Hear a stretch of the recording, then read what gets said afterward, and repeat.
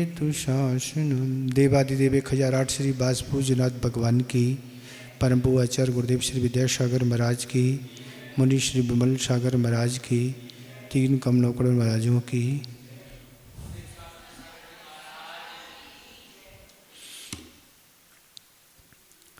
इस तरह लघुता प्रकट करते करते और आगे बढ़ गए हैं कि आपकी स्तवन की महिमा तो दूर है, पर सिर्फ आपका भक्त आपका नाम अगर ले लेता है तो ही बहुत कुछ काम हो जाता है। तो आगे और बढ़ के कह रहे हैं कि आप को हृदय में जब ये भक्त विराजमान कर लेगा तो क्या हो जाएगा। उसके लिए आगे 8वां नंबर श्लोक आ रहा है, उसका उच्चारण करें। हृदय दादा, ठीक है। हृदय, देखो आधा और पूरे अक्षर बोलने में क्या अंतर है। जब व्यंजन स्वर सहित हो तब मुख खुलता है, और जब केवल व्यंजन ही हो और सुर ना हो तो मुख बंद रहता है। ये दोनों के उच्चारण।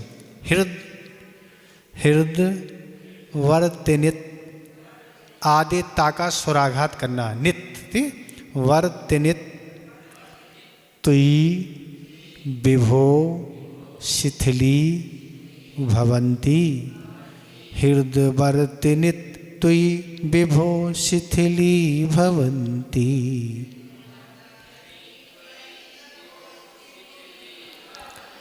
हृदय वर्त नित तुई विभो शिथिली भवंती।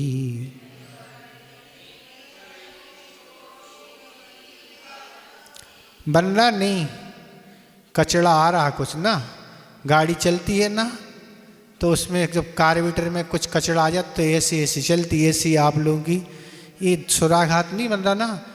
हृदय वर्त नित्य ताका सुराघात करना, क्योंकि हरस ही है यहाँ और संयुक्त सामने व्यंजन, इसलिए हृदय वर्त नित्य विभो शिथिली भवंती।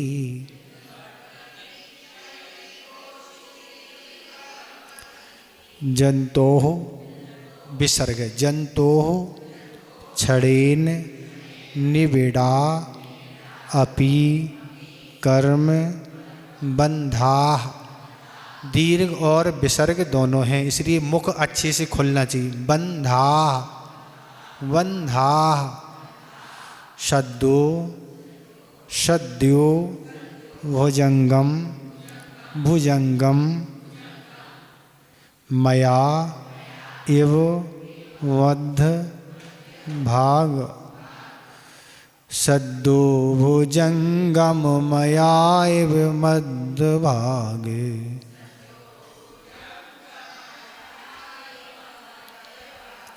सद्दो भुजंगम मया इव मद भागे।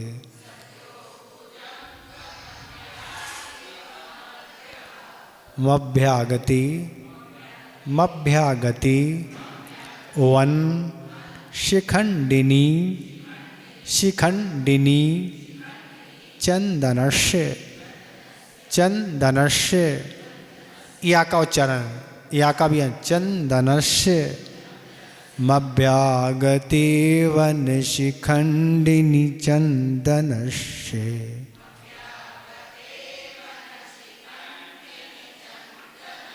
ठीक है, अब पूरे चारों चरण हम एक साथ पढ़ रहे हैं, आप सुनेंगे।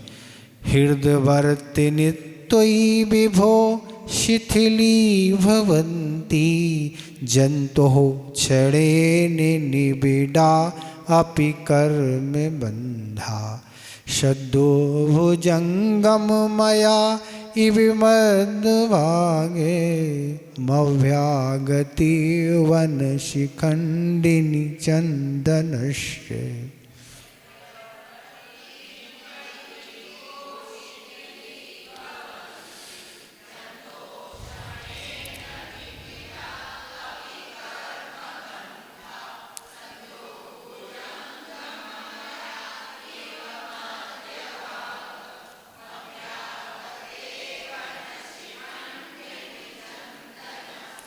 ठीक हो रहा उच्चारण? आप कहीं उच्चारण में कोई दिक्कत हो रही क्या? नहीं तो हो रही?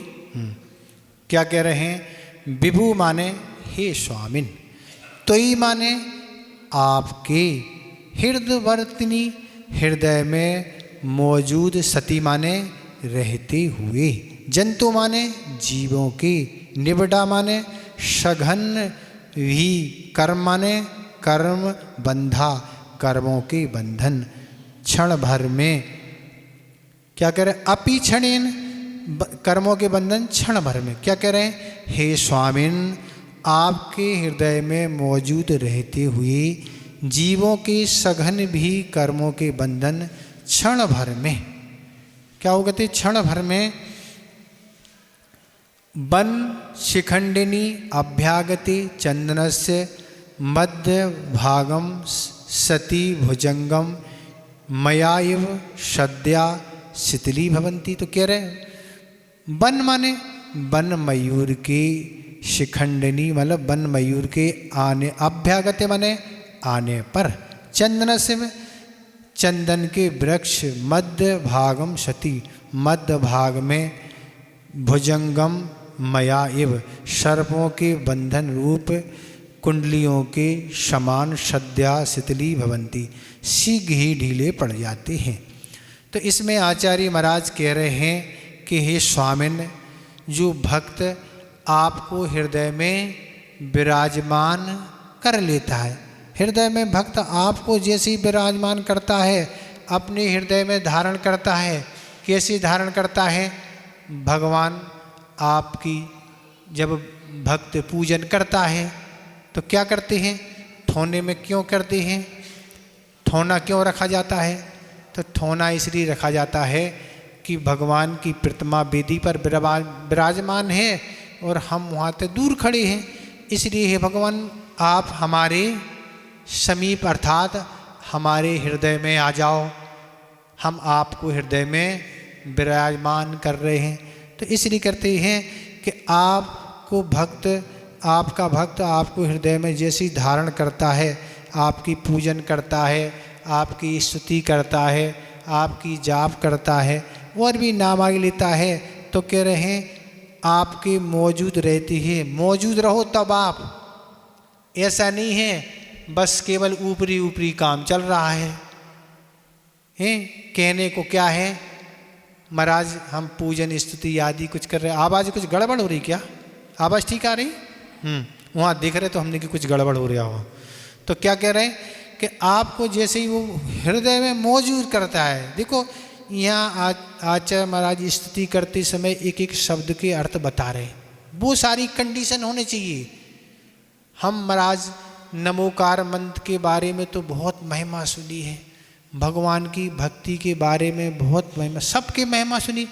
हम तो महाराज बरसों से कर रहे, कुछ होते ही नहीं, कुछ हो ही नहीं रहा। क्यों नहीं हो रहा?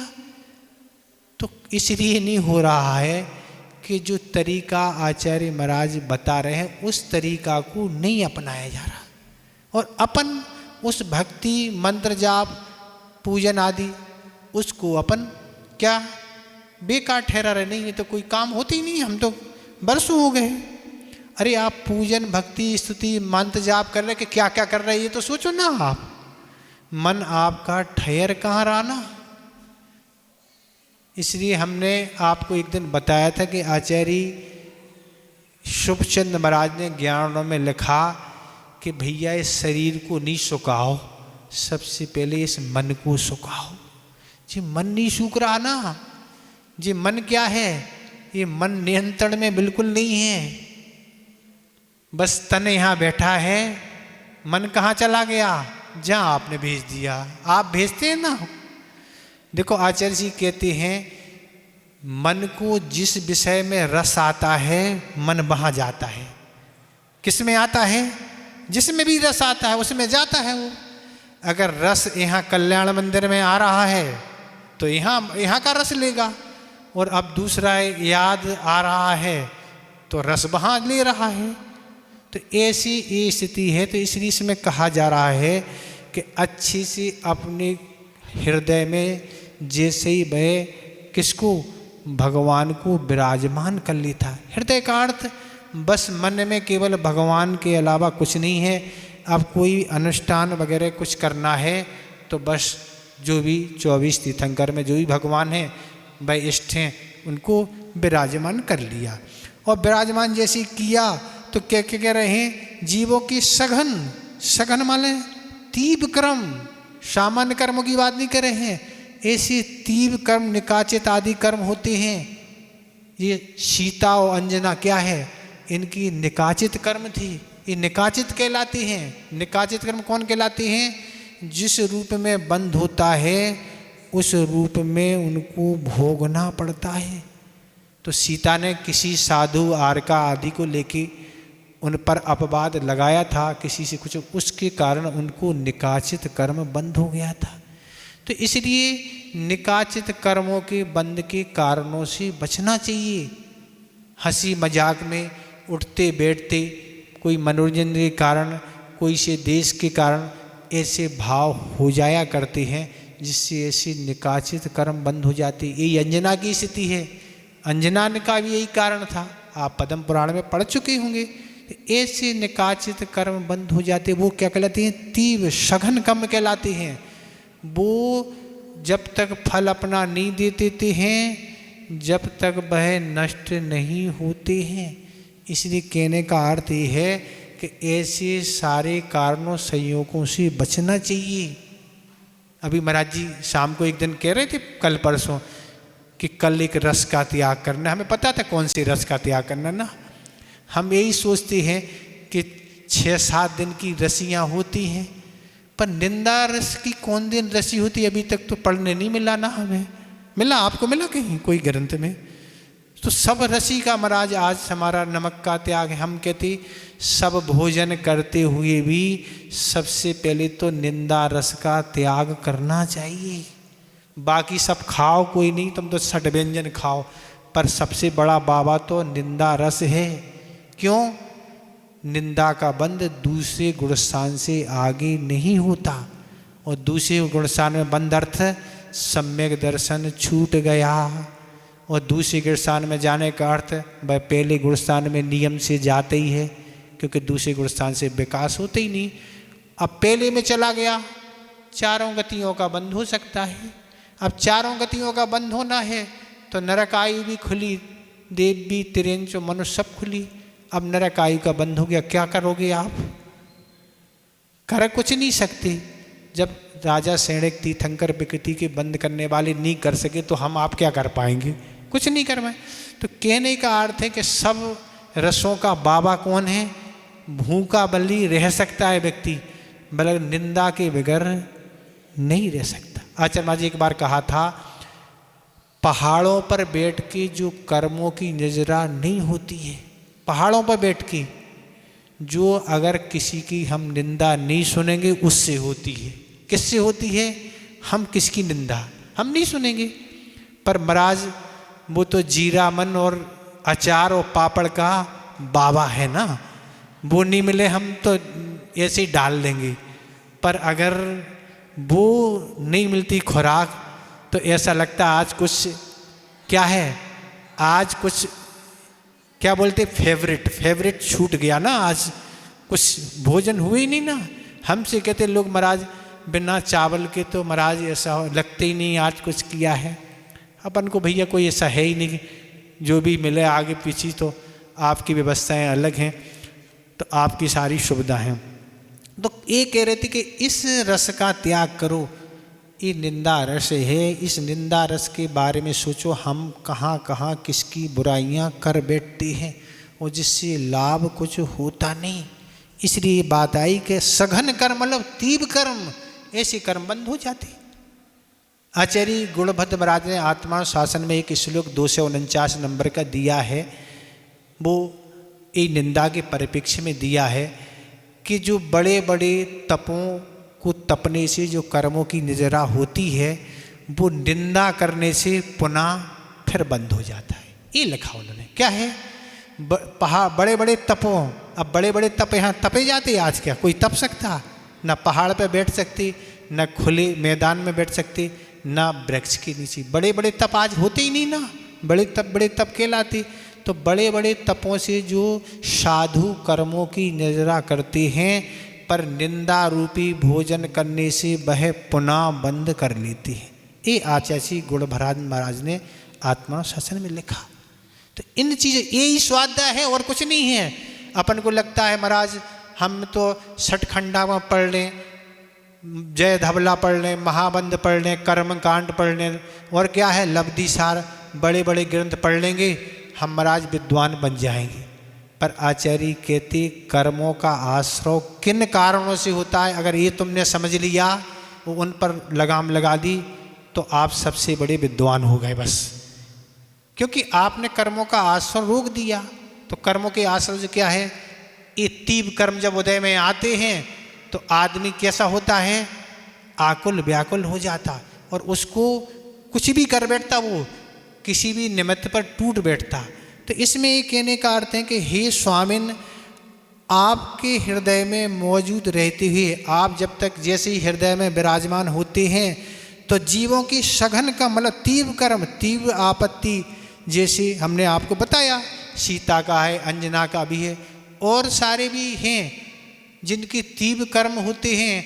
वह तीव्र कर्म टस से मस होने वाले नहीं हैं, कुछ भी करो आप। ऐसा सिद्धांत ग्रंथों में लिखा है। निधत्ति और निकाचित दो कर्म हुआ, जिस रूप में बंध हुआ फल देते ही हैं।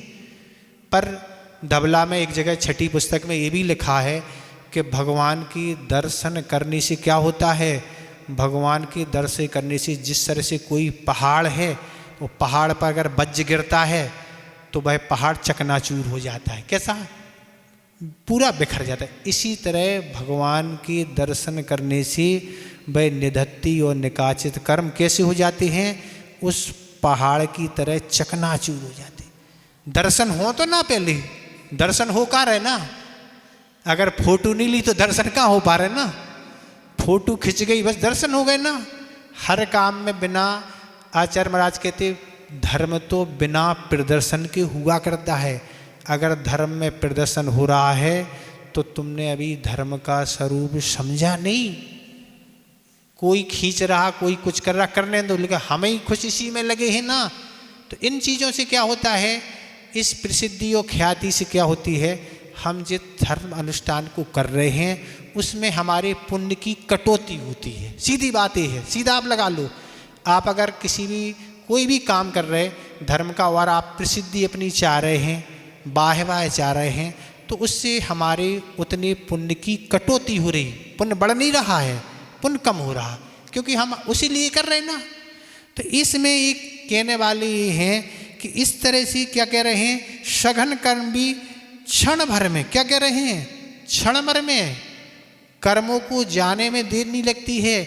जैसे ही भक्त आपको हृदय में मौजूद करता है, और वह तीव्र जो कर्म थे, मौजूद का अर्थ क्या है, आपकी वह स्तुति भक्ति पूजन अर्चना में लगा है, और जैसे ही लगा है वह तीव्र कर्म, क्या वह तीव्र कर्म कैसे, ऐसे मंत्रों में अपार शक्ति हुआ करती है, कर्मों में इतनी ताकत नहीं कि वह ज़्यादा टिक सके।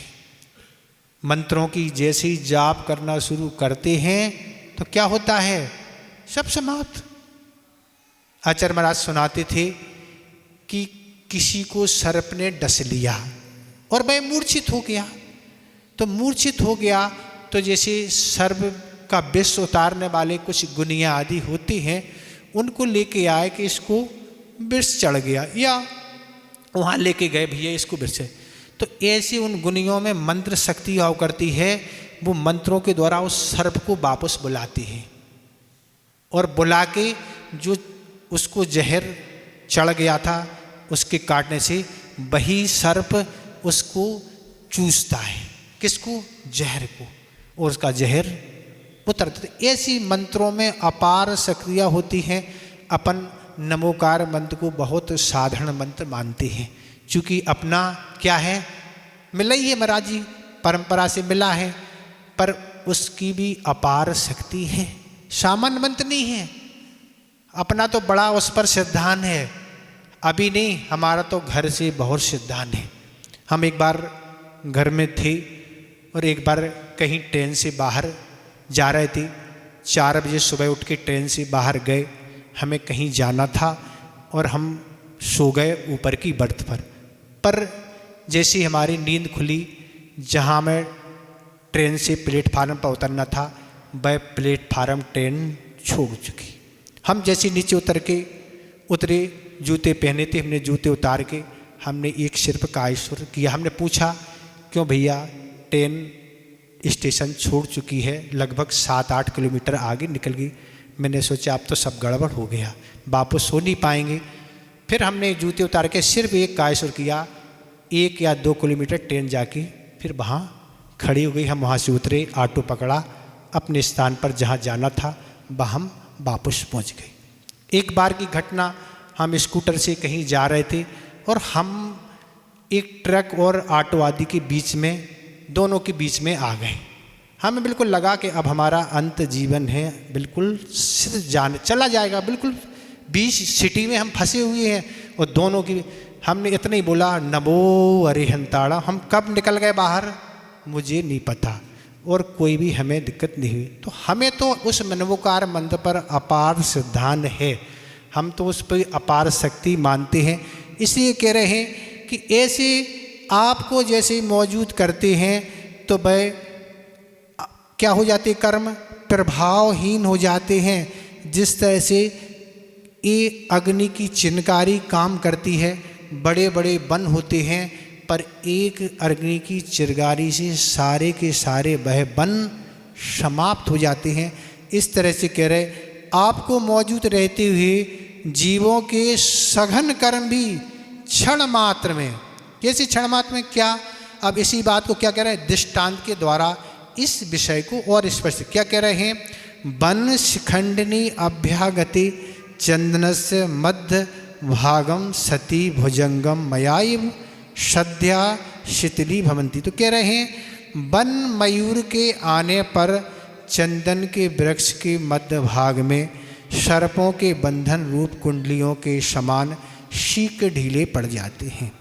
तो क्या कह रहे हैं, दृष्टांत से क्या कह रहे हैं, जो सर्प होता है तो वो क्या होता है, वो चंदन के वृक्ष से लपट जाते हैं। क्यों, सर्प को अधिक गर्मी लगती है और अधिक लगने से क्या करते हैं, सर्प जाके चंदन के वृक्ष से लिपट जाते हैं। क्यों के लिए, ठंडक पाने के लिए, ठंडक भी अच्छी लगती है और चंदन की सुगंधी भी अच्छी लगती है।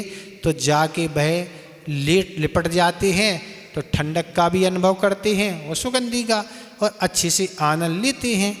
पर जैसे ही वन मयूर का आने का संकेत मिलता है, तुरंत वृक्षों को छोड़ के भाग जाते हैं। क्योंकि ठंडक और सुगंधी से प्यारा क्या है, जीवन है। तो इसलिए जैसे वन मयूर के आने पर सर्प टिक नहीं पाते हैं, वैसे ही भगवान आपके हृदय में धारण करने पर वह कर्म टिक नहीं पाते हैं। जैसे ही भक्त आपको अपने हृदय में धारण करता है, वह क्षण मात्र में सारे कर्म कहाँ कर जाते हैं, निर्जीव हो जाते हैं। ऐसी स्थितियाँ हैं। तो ऐसे मंत्रों में अपार शक्तियाँ तो हैं, पर मंत्रों के साथ आपको हृदय में जिसने विराजमान कर लिया तो कर्मों की कोई ताकत नहीं महाराज। कर्म क्या करेगा, अंजन चूर देख लो आप, क्या हो गया बताओ। आड़म ताड़म वो जो भी कुछ भी पढ़ा हो ना, नमोकार मंत्र जो था, जो पढ़ दिया, जो समझ में आया, पर उससे ही उसको मुक्ति के लिए कारण बन गया। लेकिन हम तो महाराज बरसों से पढ़ रहे हैं, अभी तक कुछ हो ही नहीं रहा है।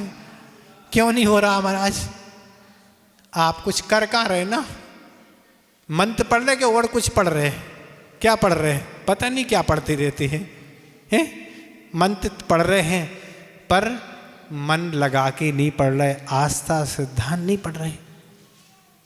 तो ऐसी कभी कभी ये भी स्थितियाँ होती हैं, मंत्र हम मन लगा के भी पढ़ रहे, आस्था भी है, पर कुछ कर्मों की ऐसी भी तीव्रता हुआ करती है जिससे मंत्र से भी काम नहीं होते हैं, ऐसे भी कर्म होते हैं। तो अब ऐसे कर्मों की स्थिति में हमें क्या करना चाहिए, अपनी आस्था को कम नहीं करना चाहिए। ऐसा नहीं सोचे कि मंत्र बेकार है, ऐसा नहीं सोचना चाहिए। मन तो अच्छा है पर हमारे कर्मों की तीव्रता अधिक है, उस अधिकता के कारण नहीं हो रहा। पर हमारा सोच ये है कि अगर मंत्र का अनुष्ठान जाप अपन कर रहे हैं तो उतनी देर में जो भी पुण्य का संचय होगा भाई आगे काम तो आएगा। लेकिन आर रोज ध्यान कर रहे हैं, हम चिल्ला रहे हैं, कर रहे हैं, उससे तो पाप का बंध हो रहा। इसलिए अगर हम पर कोई आपत्ति विपत्ति आई, कोई परेशानी आ रही है, हम कोई शांति विधान कर रहे, मंत्र जाप कर रहे, पूजन कर रहे, कुछ भी कर रहे, तो जो भी हम कर रहे हैं उससे पुण्य ही संचय हो रहा ना, घाटा कुछ होने नहीं है, लाभ ही होना है भाई, आगे काम आएगा। भली अभी आपकी वर्तमान की समस्या दूर नहीं हो रही, पर आप उसके निमित्त से कुछ अनुष्ठान तो कर रहे हैं भाई, अनुष्ठान से पुण्य बंध हो रहा, बेकार नहीं जा रहा महाराज, कुछ हुए ही नहीं। अरे वो नहीं हुआ पर आगे के लिए पुण्य संचय हो गया। इस तरह से यह है आपका 8वां नंबर श्लोक हो गया। इसमें अगर आपको कुछ पूछना तो आप पूछ सकते हैं, ठीक है।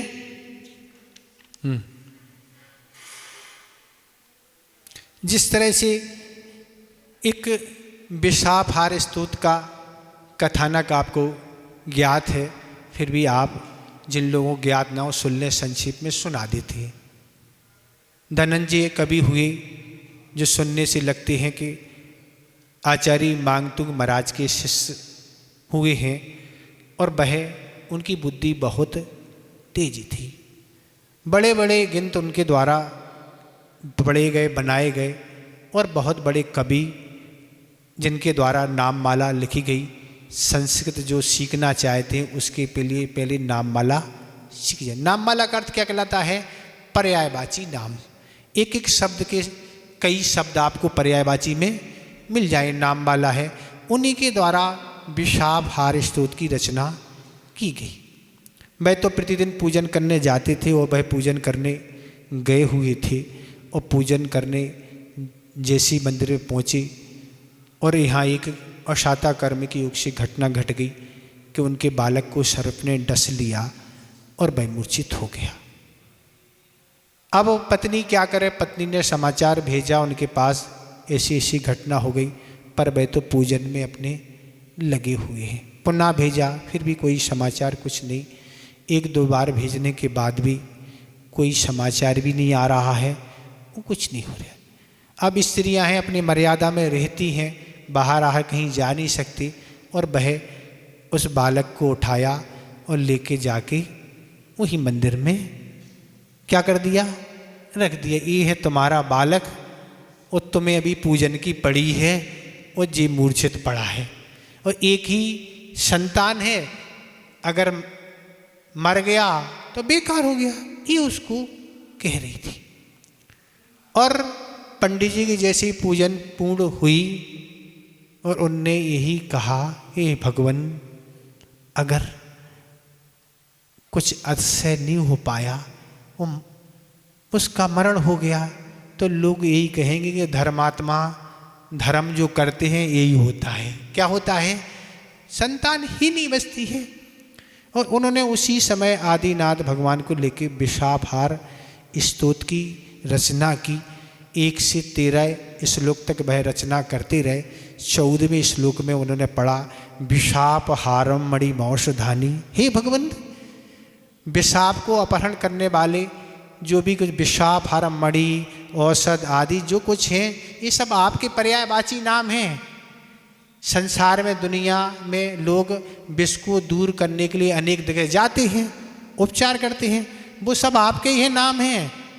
ये जैसे उन्होंने श्लोक पढ़ा और वह बालक मूर्छित होके पुनः उठ गया, पर भी उनने पूरी रचना की। उसमें 40 श्लोक हैं विषापहार स्तोत्र में, और ऐसी पूरी रचना की। लोगों में जय जयकार, धर्म के प्रति आस्था बढ़ गई और वह बालक ठीक हो गया।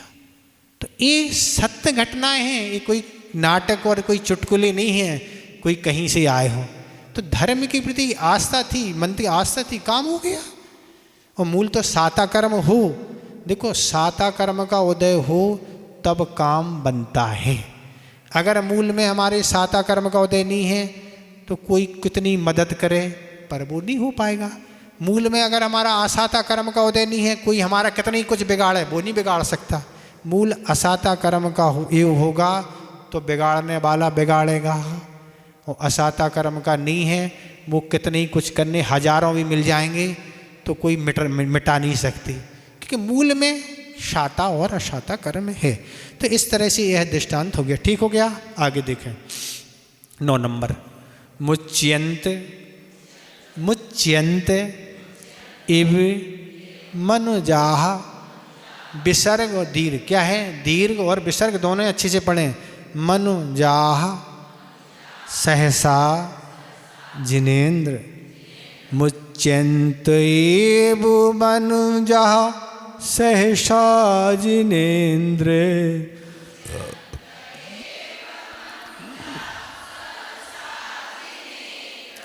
रौद्रई रौद्रे रौद्रे रुपद्रव रुपद्रव 27 27 तुई वीक्षितेपि वीक्षितेपि। रौद्रे रुपद्रव 27 तुई वीक्षितेपि।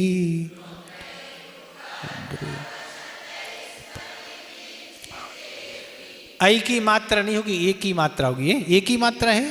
रौद्रे ऐ की है, ऐ है, 2 मात्रा हैं। रौद्रई रौद्रई नहीं होना चाहिए, ऐ की मात्री है। रौद्रई, हाँ ठीक है, रौद्रई पढ़ेंगे। गोस्वामिनी गोस्वामिनी।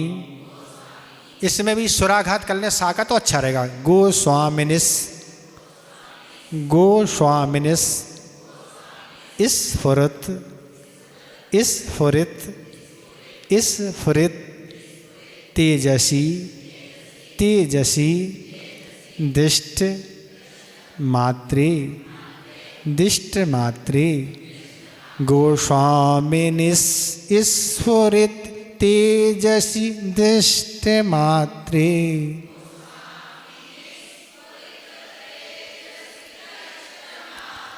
गोस्वामिनिस स्फुरित तेजसी दिष्ट मात्रे।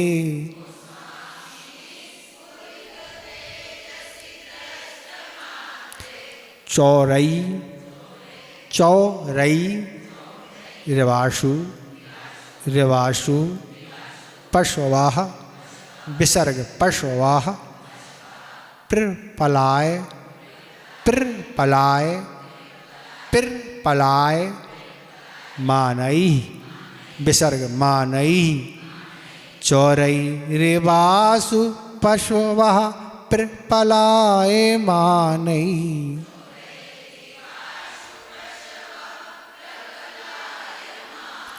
ठीक हो गया। अब चारों चरण एक साथ सुनेंगे, फिर आप करेंगे।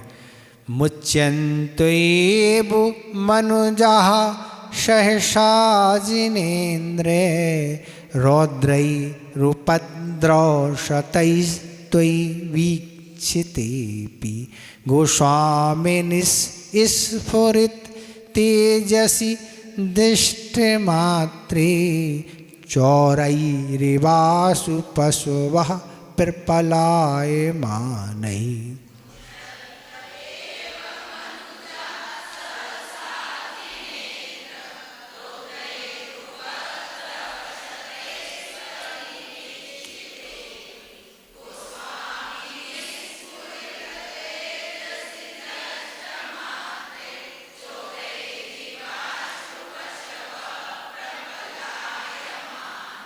ठीक हो रहा उच्चारण? कहीं किसी को कोई कठिनाई हो रही हो तो पूछ सकते हैं। नहीं हो रही है? क्या कह रहे हैं? जिनेन्द्र स्फुरत तेजसी गोस्वामिनी दिष्ट मात्रे आसु प्रपलाय मानई चोरई पशवा एव। क्या कह रहे हैं? जिनेन्द्र माने हे जिनेन्द्र देव। स्फुरत तेजसी पराक्रमी गोस्वामी ने माने राजा के। दिष्ट मात्रे देखते ही। आसु माने शीघ्र। प्रपलाय भागते हुए। मानई भागते, प्रपलाय मानई भागते हुए चोरई, चोरों के द्वारा, पशवाएव पशुओं की तरह। त्वयि वीक्षितेपि अपि मनुजा रोदयि उपद्रव सतई सहसा एव मुच्यन्ते। तो कह रहे त्वयि माने आपके देखते ही, अर्थात आपके दर्शन करते ही, वीक्षिते अपि मनुजा, वीक्षिते मतलब दर्शन करते हुए, अपि मनुजा, अपि माने करते हुए भी, मनुजा माने मनुष्य, रौद्रई मतलब भयंकर, उपद्रव सरई सैकड़ों उपद्रवों के द्वारा, सहसा माने शीघ्र ही, एव मुच्यन्ते शीघ्र ही छोड़ दिए जाते हैं।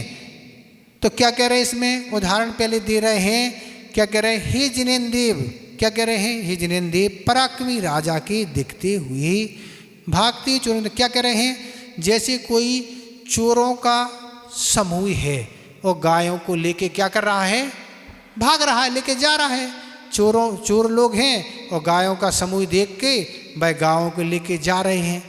तभी रास्ते में एक घोड़े पर एक सवार क्या है, पराक्रमी राजा है, हाथ में तलवार लिए है और लिए हुए आ रहा है। उसने जैसे चोरों का समूह देखा कि चोर गाय को लेके जा रहे हैं, वह चोर को के सामने आ रहा है और जैसे ही उन चोरों के समूह ने देखा कि राजा सामने आ रहा है, राजा आ रहा है, तलवार लिए है, पकड़ के पिटाई लगाएगा और गाय तो छुड़ा ही लेगा, इसलिए वो क्या करते हैं, चोर उन गायों को वहीं छोड़ा और वहाँ से भाग जाते हैं। गायों को छोड़ के वह चोर भाग जाते, तो इसी क्या कह रहे हैं, इसी कह रहे हैं आपके देखते ही, मतलब आपके दर्शन करते ही क्या हो जाते हैं, जो मनुष्यों पर भयंकर सैकड़ों उपद्रव आए हैं, कर्म के योग से, कोई असाता कर्म के योग से क्या आए हैं, कोई उपद्रव आदि आए हैं, तो ऐसे उपद्रव आए हैं, ऐसे भयंकर गिरोह ने, किसी ने घेर लिया हो, सर्प ने डस लिया, सिंह आदि आ गया, या देवों के द्वारा कोई उपद्रव हो गया, उपसर हो गया, बाढ़ आदि आ गई, अग्नि आदि, ऐसे तरह तरह के उपद्रव आ जाया करते हैं। तो ऐसे सैकड़ों, कभी तो ऐसा असाता कर्म का उदय आता है कि महाराज एक साथ कहते इकट्ठी व्याधि धावा बोल लेती, महाराज क्या हो गया, सब हम ही पे बरस रहे हैं, क्या क्या बरस रहे हैं, कर्म, कौन से कर्म, पुण्य कर्म नहीं, पाप कर्म। विपद भव पदावर्ते पद की बाती बाईते यावत तावत भवन तन्या प्रचुरा विपदा पुरा, जो रहट का उदाहरण दिया था, ऐसे एक साथ, एक तो गया नहीं और 2 4 और 10 आ गए, तो ऐसे कहते हैं एक साथ कई परेशानी आ जाती हैं, जिस समय परिणामों को संभाल करना बहुत कठिन होता है। तो ऐसे कह रहे हैं ऐसी विपत्ति आती हैं, पर आपके दर्शन करने मात्र से क्या होता है, वह सारी की सारी विपत्तियां चली जाती हैं। कहाँ चली जाती हैं, तो जैसे ही कर्मों का अभाव हो जाता है तो उन क्या होता, उपद्रवों का भी, श्री गणेश मतलब उपद्रव भी समाप्त हो जाते हैं। पर वास्तव में भगवान के दर्शन हो तो ना, दर्शन कहाँ हो पाते महाराज, भगवान से बड़े और दूसरे लोग रहते, उनके दर्शन हम लोग करते रहते ना, उन्हीं दर्शनों में हमारा महाराज पूरा समय चला जाता और भगवान हैं कि नहीं यही पता नहीं लगता है। बास पूजा भगवान बाहर की वेदी में के अंदर, पता है, तो पता होगा ना, पता है ना, ये तो पता होगा। तो क्या कह रहे हैं, हे जिनेन्द्र देव जैसा पराक्रमी राजा के दिखते शीघ्र ही चोरों का समूह भाग जाता है गायों को छोड़ के, ऐसे ही आपके दर्शन करते ही जिसे भी भयंकर ऐसे सैकड़ों उपद्रव भी सीख बाज जाते हैं, इसलिए हमें तो आपके ही दर्शन करना है। इस तरह यह आपका भी दूसरा श्लोक पूर्ण हो गया। इसमें आपको कुछ पूछना तो आप पूछ सकते हैं, नहीं तो समाप्त हुई, समय हो गया, संस्मरण सुना के पूर्ण कर देते हैं। ठीक है, आगे समझ में। तो ऐसे भगवान को हृदय में धारण करो, भगवान के दर्शन करो, तब जाके देखो कैसा आपका पुण्य बढ़ता है, कैसे पाप कर्म होते हैं। पर वस्तुतः जैसा कार्य हमें करना चाहिए वैसा करें तो देखो चमत्कार होता है। भगवान में चमत्कार नहीं, तुम्हारे परिणामों में चमत्कार है ना। भगवान तो स्वयं चमत्कारी हैं। वे तो 18 से रहे थे, कर्मों से रहे थे, उनको क्या, उनका क्या बिगड़ना और क्या बनना, उनका तो जो बनना था सो सब बन गया। वो तो इस संसार से मुक्त हो गए। जो कुछ हम बनना और बिगड़ना तो अपन का, अपन सबका है। उनका कुछ ना बनना है ना उनका बिगड़ना है, उनका तो सब कुछ अच्छा ही अच्छा हो गया। ठीक है, संस्मरण देखें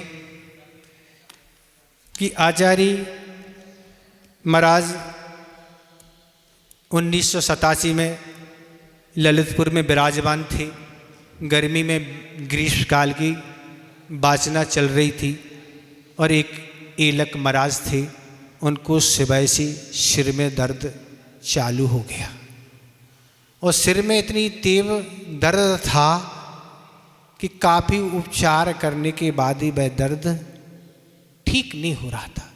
और धीरे धीरे इतना हुआ कि आहार का समय भी हो गया पर वह दर्द नहीं हुआ। बहुत भयंकर पीड़ा और बेचैनी है।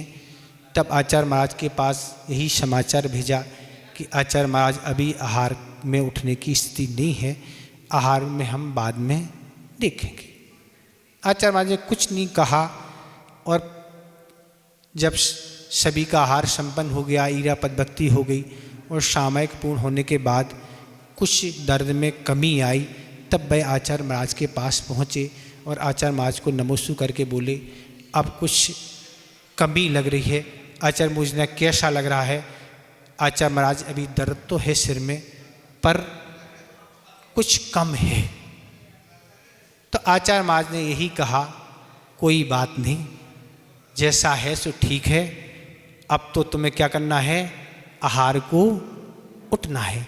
इसलिए तुम शुद्धि करके आहार को उठो और हम भी तुम्हारे साथ कहाँ चलते हैं, आहार कराने चलते। गुरुदेव की बैयावृत्ति देखो।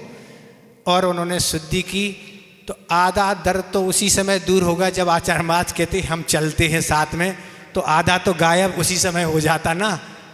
अपन को अनुभव है, कई बार हमारे साथ भी ऐसे ही हुआ कि आधा गायब तो उनकी सुनने ही से हो जाता है।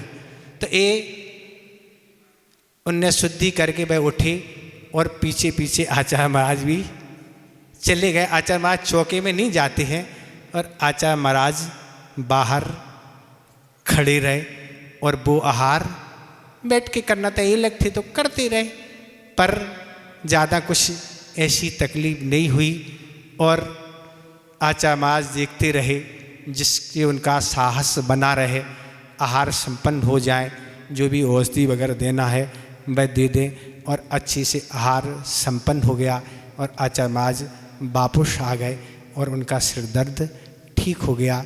तो ऐसे आचार्य महाराज बैयावृत्ति में इस तरह के कुशल हैं। आचार्य पद पर भी अधिष्ठित होते ही अपने शिष्य को कैसे संभालते हैं। एक माता पिता जिस तरह एक अपनी संतान को नहीं संभाल सकते, उससे ज़्यादा बढ़ के आचार्य महाराज अपने शिष्यों का पूरा ध्यान रखते हैं। बोधि समाधि परिणाम शुद्धि स्वात्मोद्दब्धि शिव शोक सिद्धि चिंतामणि चिंतित वस्तु दाने तुम बंध मानस ममास्तुते।